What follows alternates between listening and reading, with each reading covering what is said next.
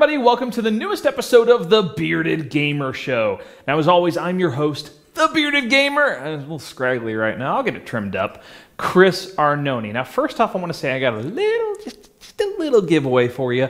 I have one, I know it's sad, but just one PlanetSide 2 beta key, okay? Now, they just announced this is actually going to be delayed a few days, so you get in on this, subscribe to my channel, Bearded Gamer Show, and throw down a comment right here on this video, and one of you lucky people will win this beta code. And of course, it's quick and easy. I don't even have to ship it. I just got to, message it over to you, and boom, you'll be in that PlanetSide 2 beta, hopefully by the time it starts. So let's get that done. Subscribe, throw down some comments. Somebody's going to get to play PlanetSide 2 a wee bit early. Okay, let's get straight into that good news, bad news.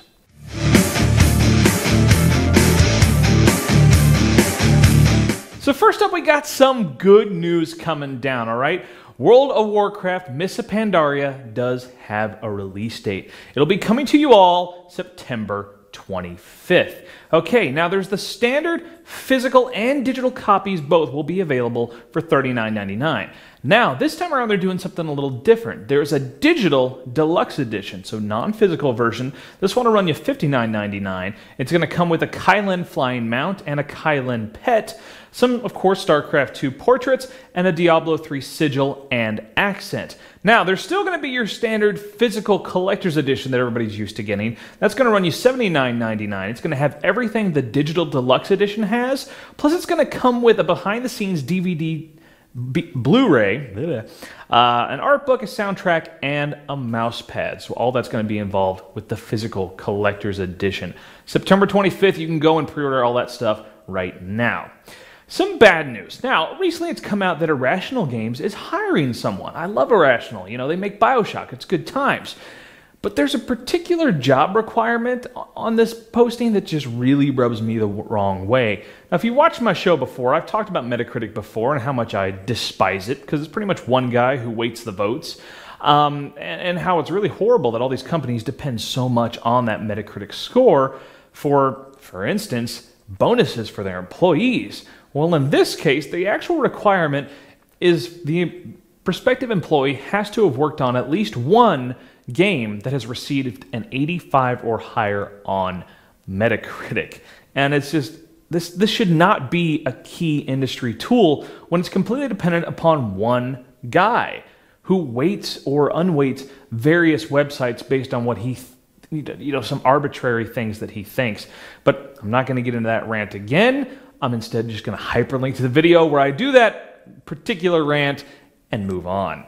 Okay, some more good news. They have announced the special edition Xbox 360 for Halo 4. All right, you see, awesome picture, right? Now, the whole console is semi-translucent, and it's got to be the best looking Halo 360 thus far. And it's got, of course, custom sounds like all of the other special edition Xboxes have. But what really gets me is that controller. I really just want them to sell that controller by itself. I've got my Star Wars Xbox 360. It's awesome. I love it. It looks like R2-D2 makes R2-D2 noises. I'm good. But tell you what, that controller would look really nice next to my C-3PO looking controller. It's fantastic. So fingers crossed. Now, they've not usually done this before, but maybe it'll happen that they'll sell that controller by itself, because I'll be first in line to get one, I tell you what. And so the whole console is going to run you $400. It's going to be available November 6th, of course, the same day as Halo 4 itself, right on release date. Last piece of good news. I'm very excited about this one. Google Fiber was officially announced. And why am I so excited? It's in my neighborhood. That's right. I'm getting symmetrical gigabit internet. It's going to be crazy. Imagine the live streams, the video uploads. It's just going to be lightning fast.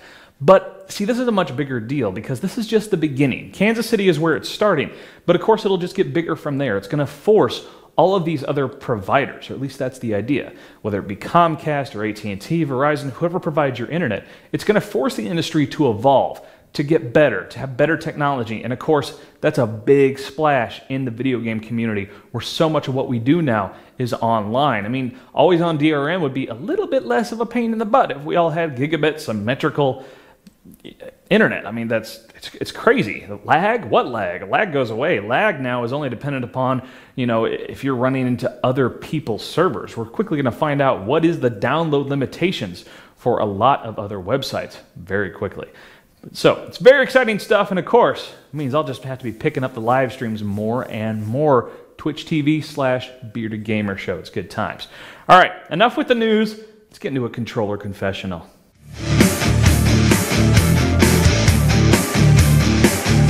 So in this controller confessional, I'm going to talk a little bit about Call of Duty. And you're probably wondering why. I mean, it's the biggest franchise on the planet. It doesn't need my help. Well, I don't want to help it.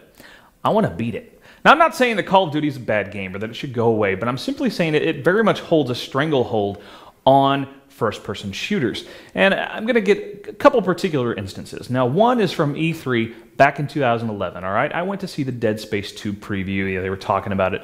And they talked about multiplayer. Now, at that time, they had no intention of putting multiplayer in the game. Actually, maybe thinking E3 2010. But it was the first time they were showing Dead Space 2. And he talked about multiplayer, and this was very off the cuff, sort of off, wasn't off the record, but it was off the cuff.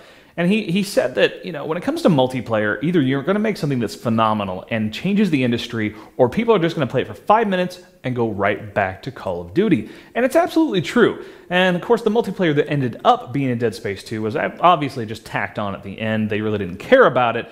They focused on the single player, and the single player was still brilliant. So, okay, there's the first instance. Now, the second instance deals with David Jaffe.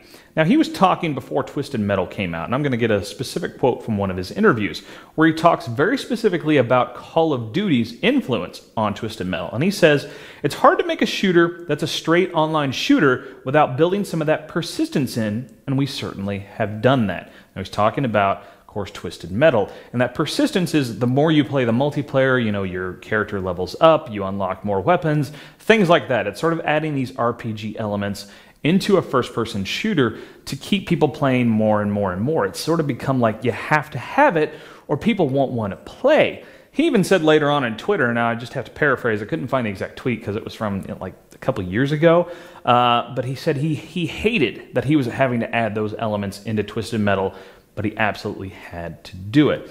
Now, I've been playing Dota 2. I've got my segments, the Bearded Noob Learns Dota. I kind of suck at it, but I'm getting a little better, and I enjoy it. And the thought occurred to me, what if you started to structure a first-person shooter, an online first-person shooter, like a MOBA? And that's Multiplayer Online Battle Arena. That's what Dota 2 is, for instance. Also, big games like that are absolutely huge right now. League of Legends, of course, is monstrous. Heroes of Newerth, and Blizzard All-Stars, which is on its way from Blizzard. That particular kind of thing, where basically you'd start the match and everybody is level 1. Now, maybe you could pick a class, because these MOBAs have a lot of different characters that have different skills. So maybe you pick a class.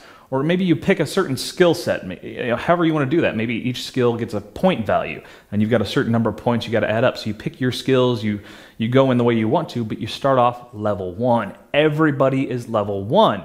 And as you progress through the match, then you level up. You get certain skills. You buy better equipment. So the better you are in that individual match, the better you'll do as it goes along. And the more power, the more skills, everything else you have, just like in a MOBA. And this creates a much more balanced environment. A noob can walk in, and granted, you don't have the skill set of other people, but you're not going to be just squashed because somebody else has been, prestige 3 times, and they have all the best weapons on the planet, and you've just, got the weakest stuff there is. That kind of sucks. And, maybe what it is with the persistence, you could unlock aesthetic items. You could do that, for instance, in Halo Reach, where you unlock different helmets and chest pieces and whatnot to customize how your character looks, without necessarily affecting how your character plays. Plus, this could really push or pull first-person shooters into the esports scene, which is just, it's massive. It's growing so much. And so to get first-person shooters in there, so the biggest genre in games crossing over into this massively growing esports scene could be just tremendous. And if some game decided to do this, it could really put them in a position to be huge, to outgrow Call of Duty. Look at what League of Legends has done. When it comes to PC games, MMO or not, World of Warcraft has ruled the roost for a long time. And now, I know it's a different kind of game, but nevertheless, on PC, League of Legends is significantly larger than World of Warcraft because it's that much different. All right, so it's just a suggestion, just some thoughts.